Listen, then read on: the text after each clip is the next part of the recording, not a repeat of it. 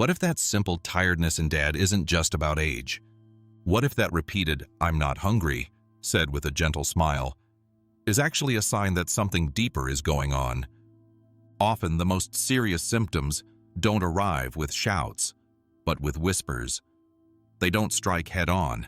They slip into our daily routine, disguised as something normal.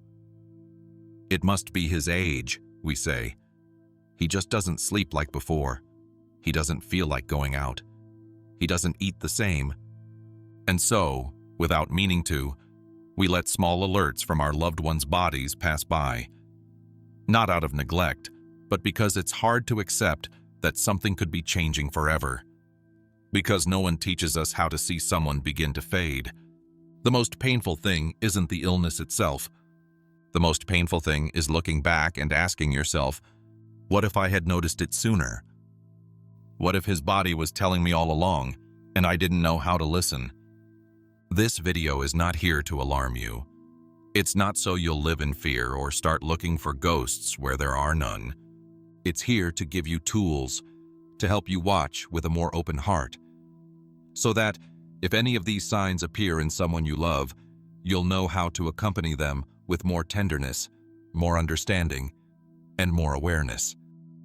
Today, we're going to talk about 6 symptoms that can seem normal, but that, especially in older adults, might be warning us that their bodies are preparing for a major change. Symptoms that don't always point to a near farewell, but that deserve to be observed with love and attention. Because when we understand the body's silent language, we can love better. We can care better. We can be more present at the most important moment. And I invite you to stay until the end, because the 6th symptom is the most common of all, and also the most ignored. Sometimes it's the one that speaks the loudest. Symptom number 1, continuous fatigue for no apparent reason. We all feel tired once in a while. After a long day, after a bad night's sleep, after doing more than usual. That kind of tiredness has an explanation, and it usually has an end. We rest, sleep, and the next day we recover some energy. But there's another kind of fatigue, a deeper one, more persistent, one that doesn't disappear with a nap, or a cup of coffee, or a relaxed weekend.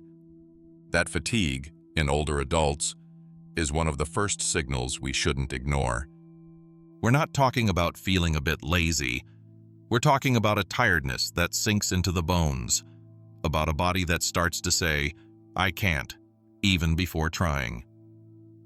Mary is 78. She always used to get up early. She liked to make her bed carefully, prepare her breakfast calmly, and go for a short walk in the park, even if just for 10 minutes. One day, she stopped making the bed. She said it was nothing, just a bit of laziness. The next month, she started waking up later. She no longer had breakfast early, and she got dressed reluctantly. Then, she stopped going to the park. She just sat in the living room, watching the clock, letting the day go by. "I'm fine," she would say. "I'm just a little tired." But that tiredness never went away. Because it wasn't a normal tiredness. It was a sign that her body was functioning with less strength, less oxygen, less drive.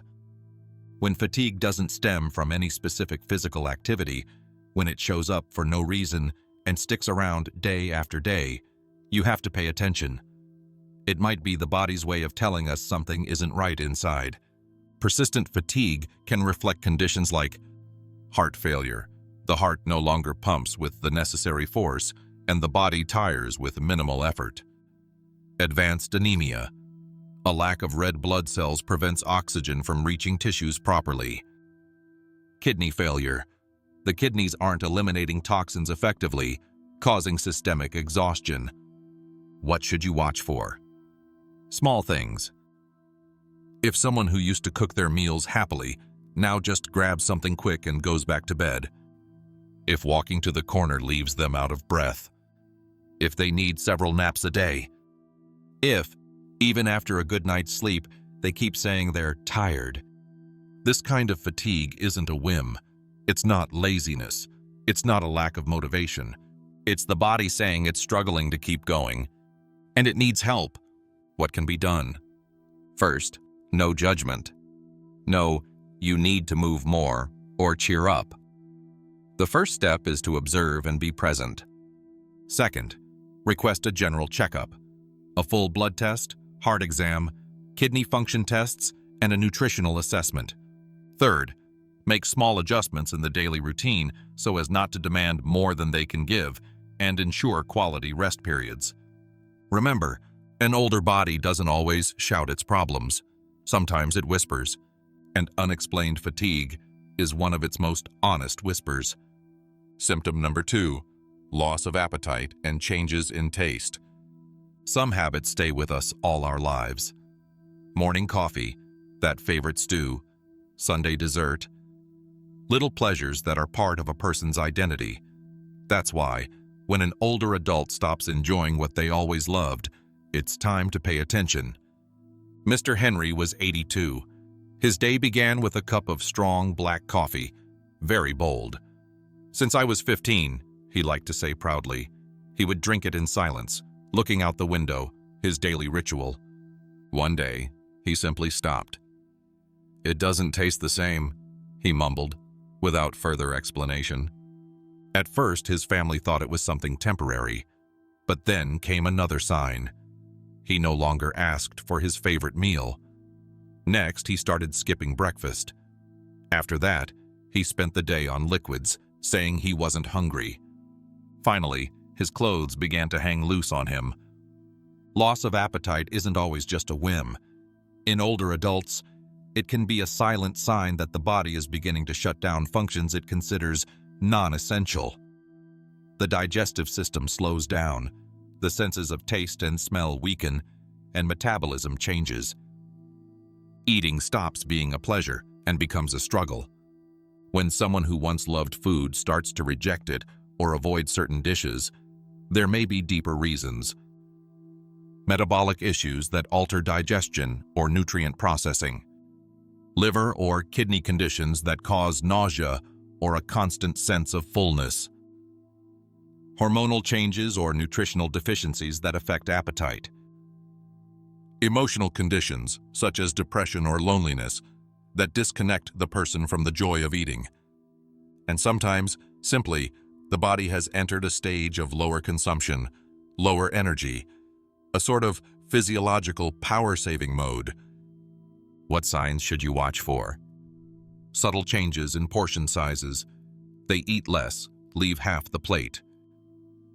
Avoiding foods they once loved. Skipping meals without saying anything. Substituting solid foods for liquids or something light. Losing weight without trying. What to do? First, don't force them. Pushing someone to eat usually backfires. It's not about filling the plate, but about understanding what's happening. Second, observe calmly. Is it a single day without appetite or a repeated pattern? Is it a general rejection of food or only certain items? Has there been weight loss? Third, look for alternatives. Sometimes, small meals rich in protein and nutrients are better accepted. Yogurt, broths, soft fruits, mild smoothies. Quality matters more than quantity. Keeping fixed meal times, avoiding noisy environments during meals, and making food look appealing can also help. And above all, talk to a doctor. Because loss of appetite isn't always harmless. It can be an early sign of something bigger. As always, the body doesn't shout, but when it stops feeling hungry, maybe it's already beginning to say goodbye in silence. And our job, as children, family members, companions, is to learn how to listen to that silence. Symptom number 3, drowsiness or occasional confusion. It doesn't always start with a major memory lapse. Sometimes it's just a question that doesn't fit, a strange pause in the middle of a conversation, a look that drifts off for a second toward something that isn't there. Then we chalk it up to age. He's tired. He got distracted. That happens to all of us. But there are times when that drowsiness or passing confusion is more than just simple absent-mindedness. They are tiny cracks in their connection to reality, early signs that something is beginning to fail inside. Elizabeth was 85. She had been a teacher, always precise with her words, quick with her memories. One afternoon, sitting with her daughter in the garden, she suddenly asked, "When is Dad coming to pick me up?" Her daughter swallowed hard. Elizabeth's father had been dead for over 30 years. Elizabeth wasn't lost. Her eyes weren't empty. They were sad, as if for an instant she had stepped into a memory and didn't know how to come back. These kinds of episodes aren't always about dementia or Alzheimer's, as we often assume. Sometimes, confusion or drowsiness reflect other equally serious medical conditions. Low cerebral oxygenation, caused by respiratory or cardiac problems. Infections, especially urinary or respiratory, which in older adults often affect the mind before the body. Chemical imbalances, such as changes in sodium, potassium, or calcium in the blood. Medication side effects. Nighttime micro-awakenings or disturbances in deep sleep cycles. It's not just forgetting, it's looking without seeing. It's not knowing what day it is. It's losing the thread of a story halfway through. What should you look for? Changes in sleep, sleeping more than usual or being awake at unusual times. Drowsiness during times they used to be active. Repeated questions within a few minutes. Difficulty following normal conversations. Brief moments of disorientation, not knowing where they are, what time it is, or why they're there. Confusion with names or close relationships. What can be done? First, keep clear routines. Older adults benefit from repetition, fixed schedules, familiar spaces. These give them anchors to reality. Second, avoid harsh corrections. If someone says something out of place, there's no need to confront them with, "That's not right." It's better to gently redirect them. Sometimes, what they need most isn't accuracy, but comfort. Third, consult a doctor. A neurological checkup, thorough blood work, or a review of medications can make a big difference. Because confusion isn't always forgetfulness. Sometimes it's the body saying it's too tired to keep the mind fully alert. And when that tiredness appears, our task is to be calmly present. Not to fix everything, but to be a beacon, a reference point, a steady voice saying, "I'm here, you're not alone." Symptom number 4, swelling in the feet, legs, or abdomen. There are signs that don't hurt, that don't interrupt. They simply show up. They settle in slowly, almost unnoticed. And for that very reason, they're often ignored. One of the most deceptive and dangerous symptoms is swelling, especially in the feet, legs, or abdomen. We often call it water retention, blaming the heat, lack of exercise, or too much salt. But when swelling appears in an older adult, it may be the body's way of saying, "Something inside me isn't functioning properly." Mr. John was 82. He had always been a dapper man. Well-polished shoes, neatly pressed shirts. But one day he started saying his shoes didn't fit. "My feet are shrinking the shoes," he joked.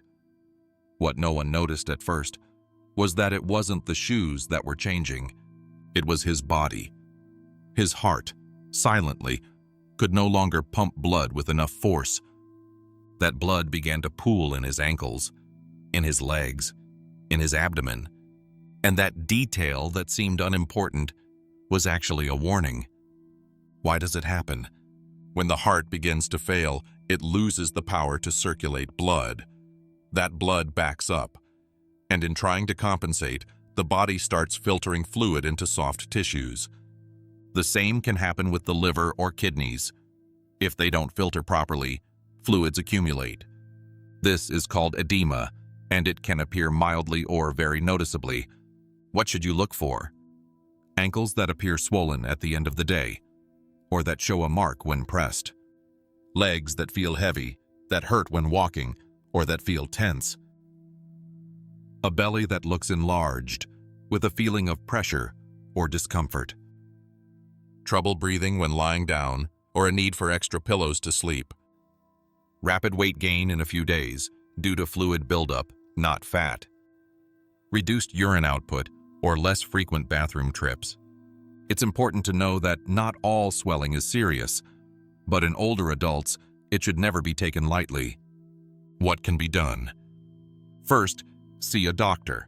An ultrasound, blood tests, or even an electrocardiogram can reveal whether the heart, kidneys, or liver are working properly. Second, elevate the legs during the day to help reduce fluid buildup. Sleeping with feet slightly raised can also relieve pressure. Third, it's vital to watch the amount of salt in the diet. Sodium encourages water retention. What tastes like flavor could actually be overloading the body. Also, if instructed by a doctor, limit fluid intake, because in some cases drinking too much can make the situation worse. Swelling, like many other signs, doesn't shout. It doesn't interrupt. It just sits there, waiting for someone to take it seriously. And when we do so in time, we don't just relieve a symptom. We prevent more serious harm. We care for the invisible.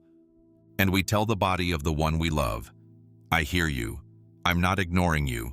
I'm not late. Symptom number 5. Small wounds that don't heal. There are battles the body used to win without effort. A scratch, a cut, a bump against the hallway table. Simple things that used to go away in a few days. But with age, these little battles take longer and become more difficult. A wound that doesn't heal is not just a mark on the skin. It's a sign that the body no longer has the same defenses. It's the whisper of a worn-out immune system, sluggish circulation, or skin that no longer renews itself as before. Mrs. Teresa was 85. One afternoon, she scraped her leg on the wooden edge of her bed. Just a tiny scratch, hardly a red line. It's nothing, she said. But a week later, it still hurt. 2 weeks later, it was still open. A month later, the wound was still there, and the surrounding skin looked paler, more fragile. What seemed like a simple scratch turned into a worry. What's happening in the body? Over time, the immune system weakens. Cells that once rushed to repair a wound now arrive more slowly.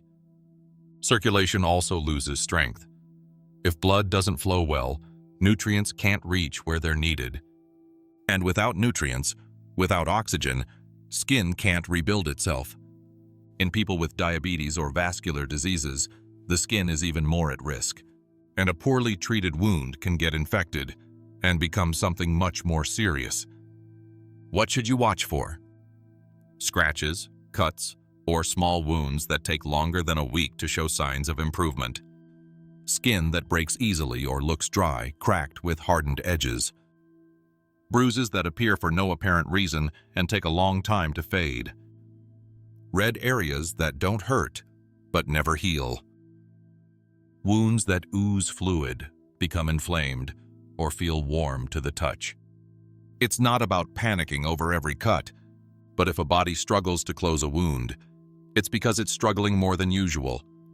And in an older person, that calls for attention. What to do? First, seek medical help. Sometimes a wound that won't heal needs antibiotics, special creams, or even tests to rule out diabetes, immune deficiencies, or circulation problems. Second, maintain strict hygiene. Gently wash the wound, dry it well, and cover it if necessary, avoiding moisture and dirt. Third, nourish the skin from within. Foods rich in zinc, like pumpkin seeds, iron, like lentils or lean meat, and vitamin C, like kiwi, oranges, or red peppers, help tissues regenerate. It's also important to avoid constant pressure on certain parts of the body, especially for people who spend a lot of time sitting or lying down. Changing positions and staying mobile help the skin breathe and heal. Because the body, though tired, can still fight. It just needs a little more help and someone to listen, because when an external wound won't close, It often speaks of something internal that also hurts. Symptom number 6. Loss of interest in one's surroundings. Some changes make no noise. They don't hurt, they don't bleed, they don't show up on an X-ray, but they're felt like an absence. A new kind of silence that starts to fill the house. Loss of interest in one's surroundings is one of those invisible symptoms, yet it's profoundly revealing. It's not just boredom or a bad day. It's something more subtle, more profound. It's when someone who was always attentive begins to disconnect little by little. Before, they would ask about the grandkids. How's Sophie doing at school? Now they don't ask anymore. Before, every afternoon they'd watch their favorite show without missing an episode. Now, the TV is off, or turned on just as background noise. Before, they read the newspaper, listened to the radio, and shared their opinions on current events. Now they say, everything stays the same, and turn the page without looking. It's as if the world starts to matter a little less. As if outside things no longer stir the emotions inside. My mother was a fan of soap operas. Every afternoon she'd make a cup of coffee, sit in her armchair, and live those stories as if they were her own. One day, she simply didn't turn on the TV. "Aren't you going to watch today's episode?" I asked. She looked at me calmly and said, "It doesn't matter how it ends. I'm not interested anymore." That sentence hurt more than any diagnosis, because it wasn't just a show. It was her way of engaging with the world, of getting excited, of having something to look forward to, of discussing it the next day. And when she stopped caring, I knew that something deep within her was already saying goodbye. This symptom can have many causes. It may be a sign of depression, chronic fatigue, or cognitive deterioration. But it can also be a clue that the person is entering a wordless phase of closure, a phase in which the focus isn't on the outside world anymore, but on the inside, on memories, on lingering tasks, on their own story. What to watch for? A lack of interest in things they once greatly enjoyed. Not asking about family or friends anymore. Avoiding news, shows, phone calls, or visits. Short, less emotional responses. Long stares into space as if they're somewhere else. What to do? First, don't pressure them. Don't force them to do something fun, to participate, or to be who they once were. They're going through a transition, and it's important to respect it. Second, be present. Sit beside them, hold their hand, play soft music, open the window to let in some light. Third, create an atmosphere of calm and support. They may not always want to speak, but they need to know they can, that we're here, just in case. And finally, accept that sometimes the soul begins to say farewell before the body does. Not as a form of abandonment, but as preparation. Like someone quietly packing the bags of their soul without making a fuss. Because when someone stops caring about the world, they may be starting to look toward another. And in that invisible crossing, the best we can do is stay by their side, in silence, with love. Combined signal. When several symptoms coincide. Sometimes a single symptom isn't enough to raise concern. A wound that heals slowly, a tired day, a lost appetite for an afternoon can seem normal, temporary, and often they are. But when those little changes start to add up, things shift. It's as if the body is trying to speak, not through screams, but through whispers that together form a message. Because the real danger isn't the wound. It's the wound that won't heal, plus the fatigue that doesn't go away, plus the confusion that appears again and again. When 2, 3, or more of these symptoms coincide, it's no longer just a coincidence. It's a sign, a silent warning that something deeper is going on. Maybe no one says it out loud. Maybe the person themselves tries to hide it. "I'm fine, just tired. It's nothing, it'll pass." But the body has its own language. And when it starts repeating the same words over and over, fatigue, detachment, wounds, confusion, it's asking you to listen. In that moment, the wisest thing isn't to panic, but to open your eyes and, above all, your heart. Observe more closely, ask questions without fear, and accompany them with greater presence. Because if there's anything more painful than seeing someone leave, it's not having realized they were already leaving. When the symptoms combine, it's not just about illness, it's about opportunity. An opportunity to ask questions, to offer calm, to embrace more, to stay closer, and maybe to start preparing, not from a place of fear, but from a place of love. Final reflection: it's not about alarm, but about being present. No, this video is not meant to fill you with fear. It's not so you'll constantly check for symptoms or obsess over every small change. It's an invitation to look with different eyes, to listen with more heart. Because many times what seems normal isn't. And what seems small may actually be the echo of something much bigger. But that doesn't mean we must live in anxiety. It means we can live more awake, more attentive, more present, not to control the inevitable, but so that the inevitable isn't cold or lonely or silent, so that father, mother, or grandfather doesn't face their path alone, but hand in hand, with dignity, with love. Sometimes the most human thing isn't to avoid fate.